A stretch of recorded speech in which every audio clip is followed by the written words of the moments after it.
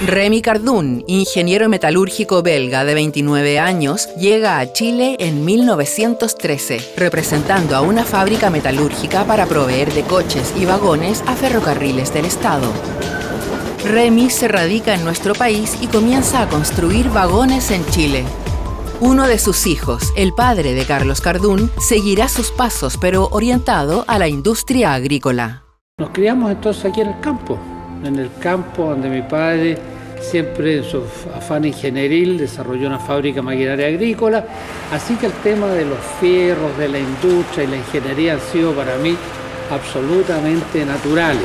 Así, convertido en un profesional de alta especialización, desarrolla una fábrica de explosivos para la minería y, atendiendo a las necesidades del país, se orienta a la industria de la defensa. Carlos Cardun destacaba por sus soluciones altamente efectivas, a la vez que ingeniosas y fáciles de implementar, toda una inventiva que fue reconocida ampliamente en los Estados Unidos. Nos recibían, ¿para qué te digo lo que nos aplaudían por ser proveedores de Irak y resolverles a ellos un problema, decían. Pero de un día para otro, Carlos Cardun comienza a ser perseguido por los Estados Unidos. Y lo que pasó en el fondo es que aquí hubo una tremenda traición de poderes de facto y del gobierno de Estados Unidos encabezado por Bush y la CIA en su momento, para perseguir a un chileno que les colaboró y que después no les sirvió. Creo que fue Teddy Roosevelt, dijo que los Estados Unidos no tienen amigos, solo tienen intereses. Y yo agregaría lo siguiente, que mucho peor que ser enemigo de los Estados Unidos es aún peor ser amigo. Del Departamento de Estado dice que los delitos por los cuales se persigue a Carlos son de carácter muy graves y que Estados Unidos nunca va a dejar de perseguir a Carlos en cualquier lugar del mundo.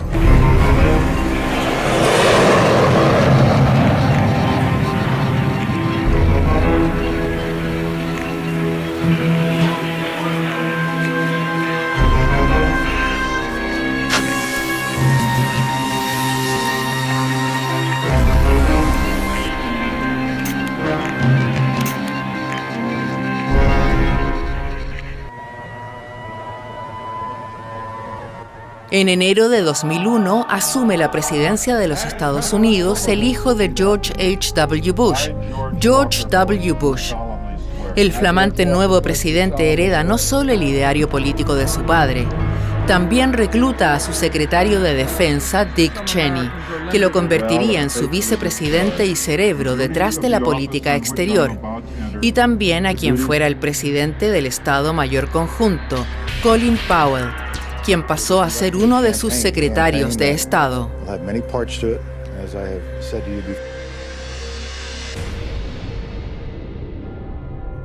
El antiguo asesor de la administración Nixon, que promovía la guerra de Vietnam y que había mantenido el silencio tras el clandestino bombardeo a Camboya, el mismo que había ayudado a conseguir financiamiento disfrazado de créditos agrícolas para armar ilegalmente a Irak. El veterano secretario de Estado, Henry Kissinger, continúa en escena, ejerciendo su influencia en la esfera gubernamental norteamericana. De una persona experimentada se puede aprender cómo resolver los problemas de hoy, y Henry Kissinger tiene mucha experiencia.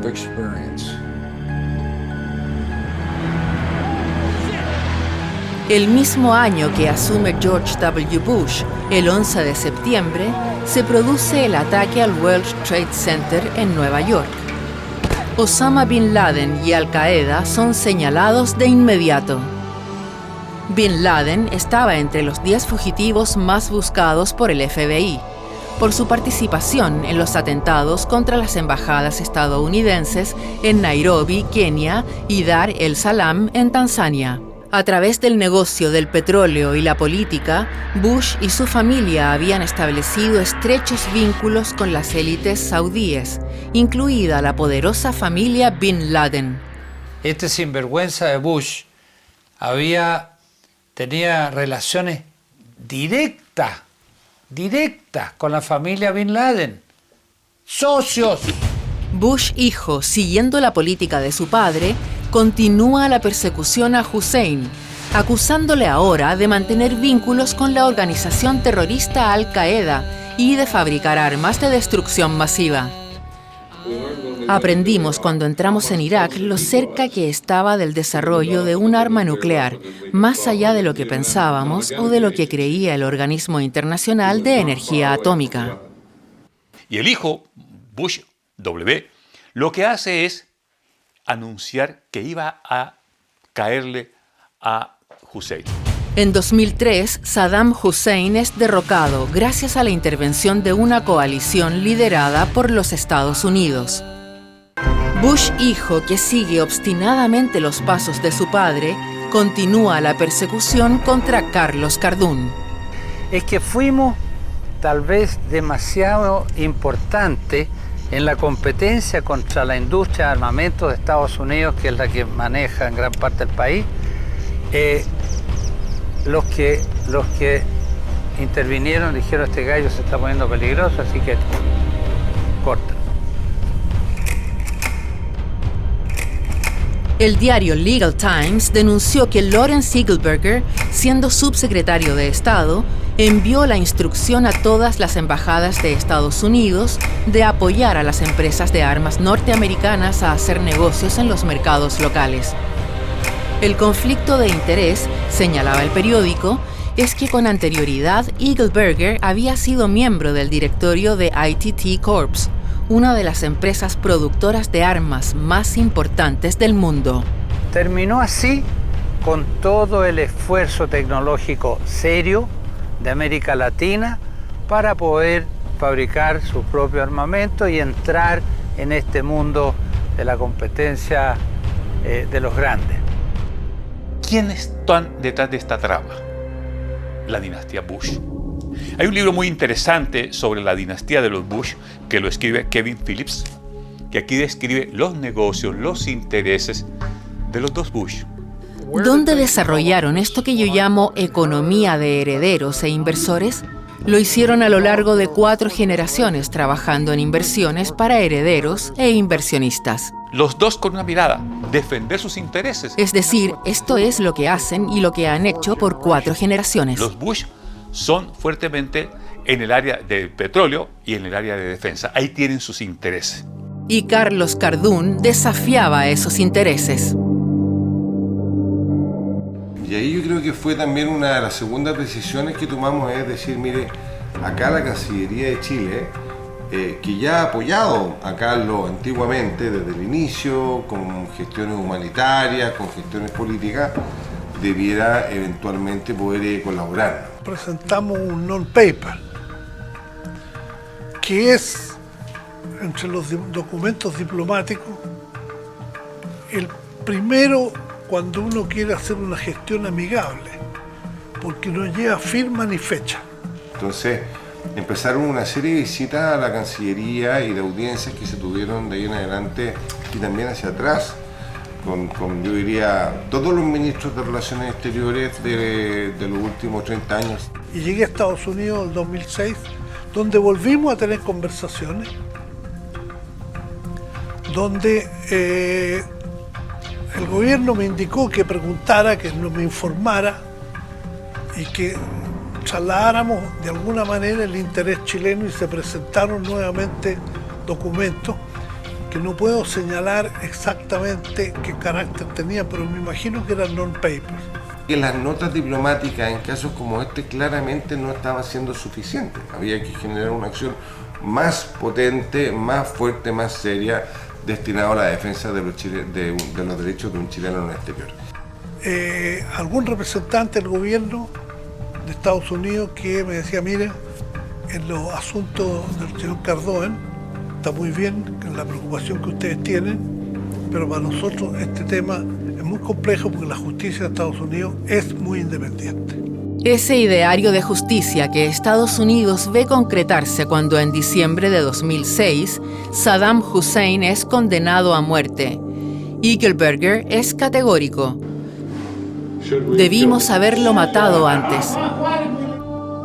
Hace 15 meses, el régimen de Saddam Hussein era enemigo de los Estados Unidos de América y el mundo civilizado. Hoy, el gobierno de Irak es un aliado de ambos. El año 2007 designan presidente de Interpol a un chileno, a Arturo Herrera. Entonces redacta una carta para quien estaba a cargo en ese minuto en Interpol, para Lyon, en Francia, en que le digo, bueno, el señor Cardún tiene una alerta roja vigente desde el año 93, ya han pasado un montón de años, no se cumple ninguno de los requisitos para mantener esta alerta roja, debido a que Estados Unidos se comprometió a pedir la extradición y no lo ha hecho. Habían pasado 3 años desde el acuso de recibo y lo cierto es que había quedado en eso. Entonces era el primer desafío era cómo poder destrabar el acuso de recibo para que se transformara en un documento de mayor intensidad. La verdad es que en ficheros se hizo todo este trámite, se presentaron los documentos, se ofició a Interpol Washington, pero Interpol Washington nunca contestó. Y todo indicaba en la necesidad de poder conseguir de alguna manera que Estados Unidos activara la extradición para los efectos de poder bajar la alerta roja. Desde hace 30 años atrás tiene Carlos Cardún una orden en Interpol en su contra puesta por Estados Unidos diciendo que no sabe dónde vive Carlos Cardún. No sabe en qué país se encuentra Carlos Cardún y por lo tanto pide esa orden de detención internacional. Nunca estuvo escondido. Todo ese tiempo que estamos hablando, desde el 93 para adelante, qué sé yo, él siempre estuvo ubicado en Santa Cruz, en la sexta región que siempre fue su domicilio. La postura de Chile, por lo menos de la Cancillería durante el periodo en que yo fui canciller, fue el decirle a Estados Unidos que nosotros estábamos disponibles para transmitir una solicitud de extradición, que era lo que pensábamos que correspondía, si habían delitos que se le imputaban en Estados Unidos. Incluso llegamos a decirle a Estados Unidos que habría cooperación por parte de Carlos Cardún para testificar en caso que las autoridades de Estados Unidos competentes así lo decidieran. Y sin embargo Estados Unidos no respondió. El tema de Carlos no es el único. El tema del debido proceso en Interpol ya se está haciendo conciencia en el mundo hace, yo diría, unos buenos 20 años, y se han generado organizaciones intergubernamentales. La más relevante de ellas se llama Fair Trial, muy británica, y que involucra a personas que están haciendo ver esta falencia respecto de persecución por parte de Interpol. Con todos esos antecedentes hicimos la última acción de esa época, yo creo que también fue el 2019, es que fuimos al Senado. Lo discutimos en la Comisión de Relaciones Exteriores del Senado muchas veces, lo discutimos en el plenario del Senado, tomamos diferentes acciones. A mí me tocó promover pronunciamiento del Senado en esta materia. En enero del 2019 sale el acuerdo del Senado, es un acuerdo importante, es un documento fidedigno, porque ya nuestro Estado es el primer reconocimiento, yo creo que tenemos a nivel de Estado de Chile, que la situación de injusticia de Carlos Cardún ya estaba suficientemente madura para ser develada. Este acuerdo lo plantea. Por un acuerdo unánime, le solicitó al presidente de la República que hicieran gestiones para que se levantara esta alerta roja, una alerta que el Senado dijo que era una alerta ilegal. La Comisión de Derechos Humanos votó un acuerdo en el sentido que se estaban transgrediendo los derechos de Carlos Cardún con esta alerta roja que se había extendido por largos años. Esto fue en enero del año 2019 y en marzo del año 2019 cae la extradición. Finalmente, como sabemos, Estados Unidos presentó el 2019, habiéndosele imputado delitos en 1993, o sea, pasó desde 1993 hasta el 2019 para que presentara finalmente una solicitud de extradición, cosa que la Cancillería, como había ofrecido, transmitió a la Corte Suprema. Comenzamos con la noticia que llega desde Estados Unidos. El gobierno de ese país hizo oficial la solicitud de detención para extraditar al empresario Carlos Cardoen en base a una acusación de hace más de 30 años por contrabando de material para fabricar bombas. Esto se hubiera podido resolver muy rápidamente decidiendo jurídicamente si esto estaba o no estaba prescrito, porque había una discusión también respecto a si esto estaba o no estaba prescrito. Y el juez Arangui nos permitió como defensa hacer una defensa de fondo. Claro, a las 14 horas llegó el empresario Carlos Cardoen hasta el Palacio de Tribunales, ubicado acá en pleno centro de Santiago, para por primera vez prestar declaración ante la justicia por este pedido de extradición que formuló Estados Unidos en su contra en un caso que se arrastra desde hace ya casi 30 años y que se refiere a una supuesta exportación ilegal de zirconio.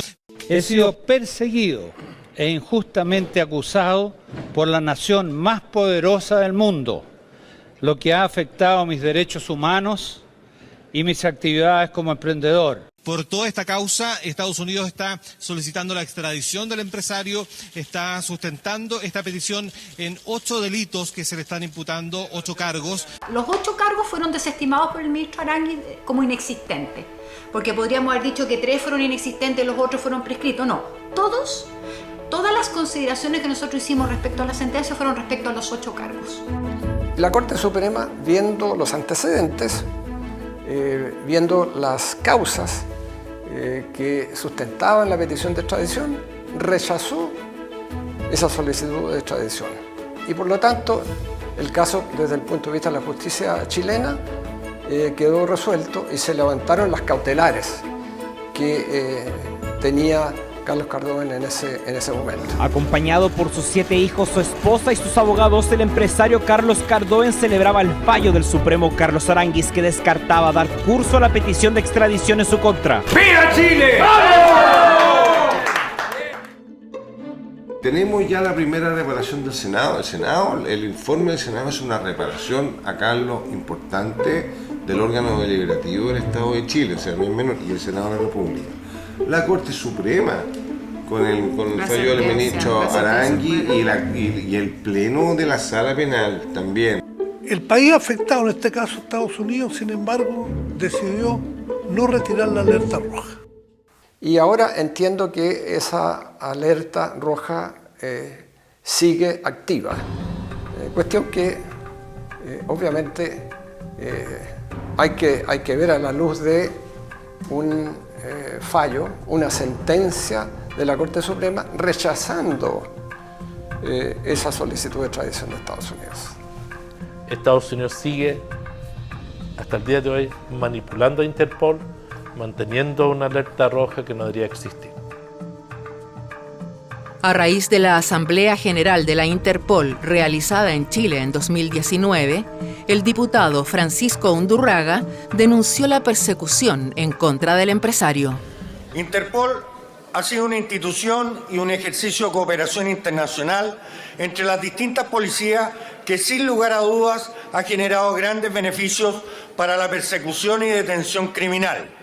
Así, por ejemplo, me parece del todo trascendente que en esta asamblea nuestro país pueda velar porque se busque un uso ponderado del sistema de la alerta roja, de manera que no se caiga mediante él en medidas abusivas.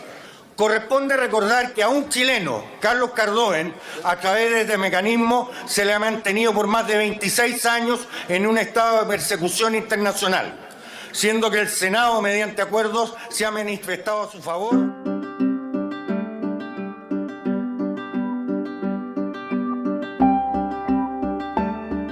Y ya que me iba a quedar aquí en Chile, dije yo, ¿por qué no me vuelco hacia mi propia tierra? Porque la región de O'Higgins le debe mucho a Carlos Cardoen. Le debe mucho en lo que es desarrollar museos, patrimonio cultural, enseñarle el valor de nuestro patrimonio y nuestra identidad, porque como decía antes, un hombre de un compromiso, es tan aplicado y hace las cosas bien, que al no poder salir del país, le dio al país un aporte cultural de turismo excepcional. Pero eso que uno agradece, de forma quizás egoísta, porque es una cosa fabulosa para la región, ha sido un costo humano inaceptable. Esto es el alma mía, este es mi legado, esto es lo que mejor me representa en mis ganas de transmitirle a los demás mis locuras y de hacer partícipe a los niños del sentimiento de patria, el sentimiento que te da la esencia de pertenencia por su identidad, por los que le permitieron ser quien es. Eso es lo que quiero transmitir. En la Declaración de Independencia de los Estados Unidos de América, Thomas Jefferson señala: sostenemos como evidentes estas verdades, que los hombres son creados iguales, que son dotados por su creador de ciertos derechos inalienables. Los derechos humanos son universales. La integridad, el derecho a la integridad, el derecho a la identidad, el derecho al movimiento, el derecho a ocultarse, son derechos básicos previos a los estados. El Estado de Chile ha tomado nota de que esto es una injusticia, ha señalado que esta alerta roja es ilegal, es injusta y afecta sus derechos fundamentales por todo el tiempo que la tienen.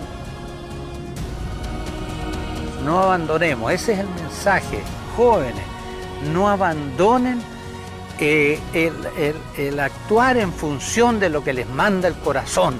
Y esa weá es pasión, y esa no la abandonen.